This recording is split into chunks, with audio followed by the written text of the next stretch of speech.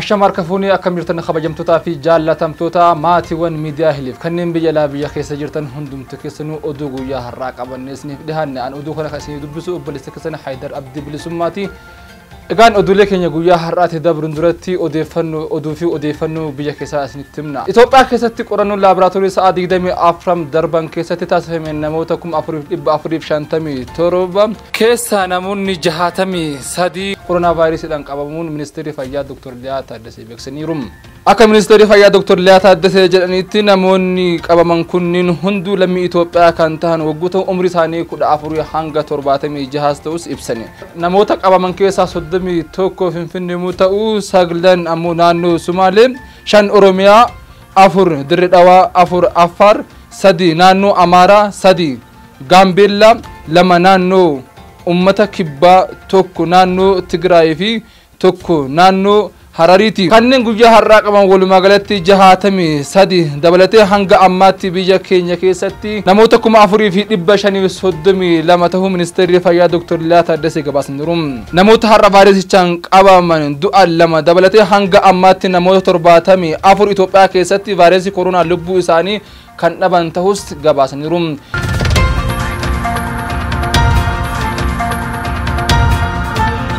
إيجان خبجمتوتا في جالة تمتوتا ماتي وان كين أما أدولي بيجي على بيجي خيسا جبابو قبرني تسند برسنا خلت منجر أدو كنيت إنا لله وإنا إليه راجعون أكما بيكم قويات إنجدا وتبجي كل سجلكم لما دما هل كان جدو عالمني بيا خينيا بيكمان شيخ دكتور عبد الشكور محمد أمان على روسية شدان كان بيكمان كان مقالة مكاكي ست فتوى يروديرا أكسوا بروم سجل كان بيكمان قويات إنجدا وتبجي كل سجلكم لما دما الدنيا كان رادو أم بق أشورسني بيكسني تريم قويا هربا كسان جرات مقالة مكاكي ست سرني أول شاتا أسفمي في دبلتو دوخنا نمير حسين تسنيك انديس دكتور عبد الشكور محمد ما وتبجي كل سجل بركم على ما في دي دم سود ربيا مقالة مكة تلكن كيس سجر فول ربي دي منساني نياد تمام هرجت وتبجي دي دمي توكو سرني أول تعالي مكين دكتور عبد الشكور محمد أمين حالاو أن سود ربيا مقالة مكة تجيب فميرام سرنا أول تعيساني رتلم من بيا سعودي تيفين ولما إن بيا كينا قردان أشرت ترجمانيروم قد إساني أكل فاتي في أك أمة مسلمة هندافي أمة أورمو هندمتو أمان دبتنيروم guyyaa har'aa jechuun waxabajjii 21 bara 2020 biyya dhaloota isaanii kan ta'e godina Baalee magaalaa Roobeetti madrasaa Salafiyyatti sirna salaatul ghaa'ibaa isaanii raawwatameera. Akkasumas sirna salaatul ghaa'ibaa waxabajjii 20 bara 2020 magaalaa Finfinneetti ulamaan beekamoon biyya keessaa bakka maatiin isaanii jiranitti masjiida Al-Ansaaritti gaggeeffameera. Haasawaa ciccimoo seenaa Dr. Abdul Shakur Muhammad Amaanii fi jireenya maatii isaanii hundumaa kaasaniiru. Akkasumas ulamaan beekamoon biyya keenyaa Saudi Arabiyaa magaalaa Makkaatti argaman akka jedhanitti Dr. Abdul Shakur ifaaje hedduu nurraa qaba. Ga'een isaan akka biyya kanaa fi musliimoota Afrikaa bahaa turan kana jechuun hin ulfaata jedhan. Maatii Dr. Abdul Shakur bira dhaabbatuu fi gargaarsa akka godhamuuf Oromoo addunyaa irra jiran hundaaf waamicha dhiyeessaniiru. Fakkeenyaaf Ameerikaa kan jiraatan Kanaadaa, Austraaliyaa, Awurooppaa, Eeshiyaa fi biyya keessaa hundi keessan ilmaanii fi maatii isaanii har'a nutti dhiisanii deeman kana akka bira dhaabbattan waamicha goone jechuun imimmaaniin goolabaniiru.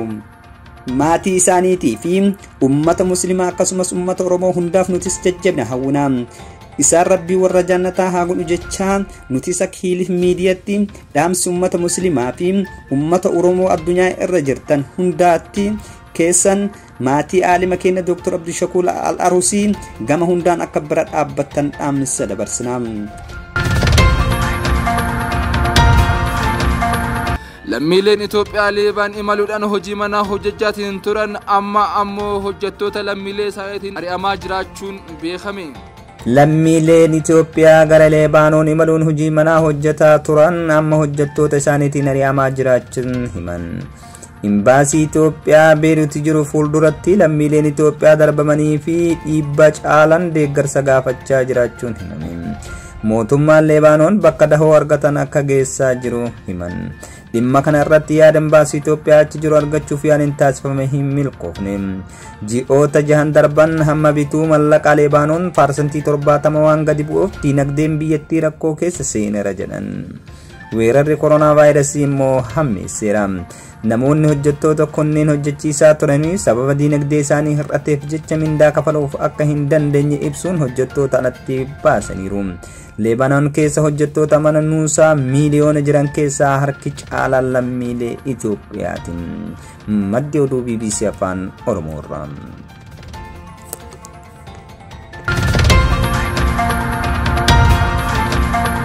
dargaggeeyyiin ogeeyyiilee miidiyaa biyyoota arabaa waa'ee hidha laga Abbayyaa irratti dhugaa jirtu baasan dabalata qabna. Waxabajjii 14 bara 2012tti ogeessonni miidiyaa dargaggeeyyiin biyyoota arabaa waa'ee hidha haaromsaa dhugaa jirtu baasuu jalqabaniiru. Ijipti Itoophiyaan hidha haaromsaa akka hin ijaarree fi laga Abbayyeetti akka hin fayyadamneef shira garaagaraa hojjechaa turuun ni beekama.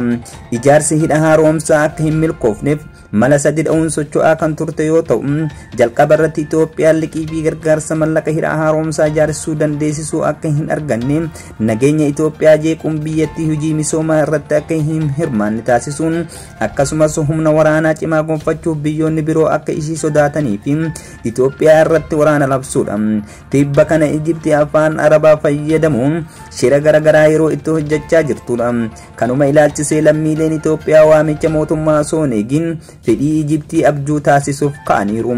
Miidiyaalee Arabaa keessatti argaman Aljaziiraas ta'ee miidiyaalee biroo dargaggoota dhugaa biyya isaanii qabatanii ka'an kan akka dargaggoo Muhammad Al-Arusii, Umar Raadii, Yusraa Siraajii fi Nuuruu Xaahir dhugaa jirtu baasuu danda'an horatanii jiru.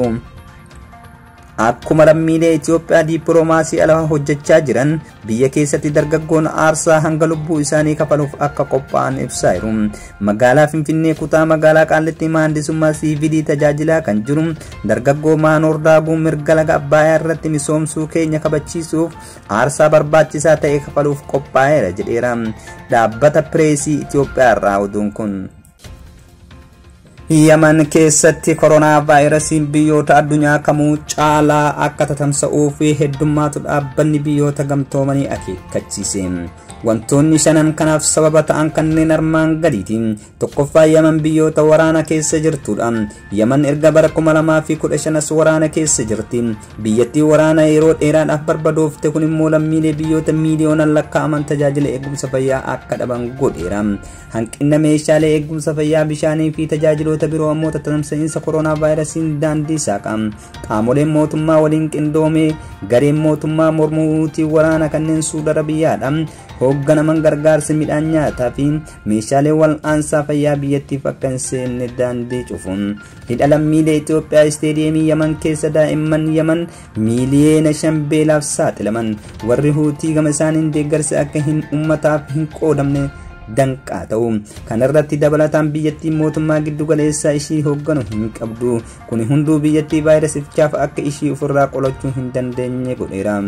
Lammaffaan duraanuu biyyattii rakkoo hawaasummaa hamattuu harkaa qaba. Haalli hawaasummaa siyaasaa diinagdee Yaman keessa jiru duraanumaa dhibeewwan daddarboo ta'aniif ishii saaxileera. Osoo weerarri koronaa vaayirasiin hin mudatiin waggaa 3 dura biyyattiin deeggarsa namoomaa jalatti kuftee akka jirtu UN'n ibsaa ture. Uummanni miiliyoona 24 uummata biyyattii keessaa parsantii 80 deeggarsaan ala argamuun jiraatu. Kanneen miiliyoona hedduu ta'an ammoo deeggarsa dhabanii beelaaru. Daa'imman miiliyoona 2tti tilmaamaman hanqina nyaataaf saaxilamaniiru. Kanarraa kan ka'e biyyattiin dhibeewwan akka busaa koleeraa fi garaa kaasaatiin wal'aansoo keessa jirti. Uummanni haala kanaan duraanumaa laafee jiru koronaa vaayirasiin daran saaxilamaadha. Yoo qabames carraa irraa hafuusaa baay'ee xiqqoodha jedhan. Sadaffaan sirna fayyaa Yaman diigameera. Waraanni waggoota 5 darbaniin sirna fayyaa ishee kan diigame Yaman weerara koronaa vaayirasii ofirraa qolachuuf humna ishii dandeessuu hin qabdu. Iddoowwan tajaajila eegumsa fayyaa biyyattii ta'an 3,500 keessaa heddummiin isaanii haleellaa qilleensarraan barbadaa'aniiru. Kanneen amma tajaajila irra jiran walakkaa gadi jedhame. Uummanni miiliyoonotaan lakkaa'amu kiliinikii muraasa keessatti walitti heddummaate tajaajila fayyaa eeggatan sanuu meeshaa fayyaa guutuu kan hin qabnedha. Kunis biyyattii weerara koronaa vaayirasiin baay'ee saaxila jedhan. Afuraffaan namoonni koronaa vaayirasiin qabaman sirriitti addaan hin baafamne. Eenyu akka qabame osoo addaan hin baasin weerarri koronaa vaayirasii ofirraa ittisuu irratti hojjechuun hin danda'amu jedhan. Yaman keessatti eenyu akka qabamee fi eenyu akka shakkame eenyu akka fayyaa qabu addaan baasuun rakkisaadha jedhan. Sababbiin isaa immoo caasa caasaan fayyaa hojii kana biyyattii gargaaru waan hin jirreef caasaan darbee namoonni iddoo to'annoo mootummaa jala jiru keessa COVID-19 qabamuun erga gabaafame as lakkoofsi sirrii Yaman baruun hin danda'amne jedhan. Mootummaan Yaman namoota 900 qabamuu ibse. Hidhamtoonni ammoo iddoo to'annoo isaaniitti namoota 4 qofarratti vaayirasichi arguu dubbatu. UN lakkoofsi namoota qabamanii hedduu ta'uu shakka. Shanaffaan ogeeyyan fayyaa mataa isaanii saaxilamoodha. Rakkoo waraana caasaa fayyaa dhiibuu fi hanqina meeshaalee wal'aansoo fayyaa irratti dabalataaf hanqina meeshaalee of eeggannoo yaaddoo biraadha. Ogeeyyonni fayyaa meeshaalee of eeggannoo fayyaa kanneen akka maaskii, gaa'onii fi gilabsii hin qaban. Wayita dhukkubsattoota hedduu yaalan of eeggannoo malee waan hojjetaniif ofii isaaniiyyuu daran saaxilamoodha jedhan UN. Biyyattii keessatti iddoowwan mootummaa fi hidhamtootaan qabatamanii jiran hedduu keessatti hojjettoonni fayyaa akka du'antu himama. Yaman keessatti dhibeewwan daddarboo irratti hojjechuun kan beekamu Yaasin Abdullaahi dheeraas ji'a kana keessa koronaa vaayirasiidhaan du'uun isaanii himame. Ergasii dameen fayyaa biyyattii garmalee laaffateeradhan. Maddi oduu BBC Afaan Oromoorraa. Pirezidaantiin Ameerikaa Doonaald Tiraamp Oklahoomaa keessatti haasawaa taasisaniin qondaaltonni qorannoo koronaa vaayirasii akka hir'isan ajaja dabarsan. Lakkoofsi namoota qabamanii akkaan dabalaa waan jiruuf qorannoon hir'isuun jedhan. Akkuma qorannoon heddummaataa deemu namoonni qabamaa jiran heddummaataa waan jiruuf qorannoo irraa of qusachuun barbaachisaadha jedhan. Qorannoo waan cimsineef lakkoofsa namoota vaayirasiidhaan qabamanii biyya keenya keessatti akkasitti dabaluu waan barbaachisaa miti jedhan. Wayita weerarri koronaa vaayirasiin kun saffisaan babal'ate keessaa wantoonni dhoowwaman keessaa tokko walitti heddummachuu hawaasaati. Tiraamp garuu seera kana cabsuudhaan duula filadhaa geggeessaa jira. Qorannoo koronaa vaayirasiis hir'isuu qabne jechuudhaan duula filadhaa kanarratti dubbatan. Ameerikaatti hanga ammaatti namoonni miliyoona 2.2 caalaa kan qabaman yoo ta'u namoonni 120,000 kan ta'an ammoo lubbuudhaan dabranii jiru. Osoo qorannoon cimuu baate kan kana caalaa namoonni baay'een miidhamuu kan jedhan ogeeyyiin fayyaa. Dhaamsa Tiraamp qondaaltota wayita hawaasa biratti akka qoosaatti ilaalamuun bira darbame. Duulli Tiraamp yeroo weerara COVID-19 taasisan qeeqame. Dhaamsi Tiraamp qondaaltota wayita hawaasaa biratti qoosaa ta'ee ilaalame.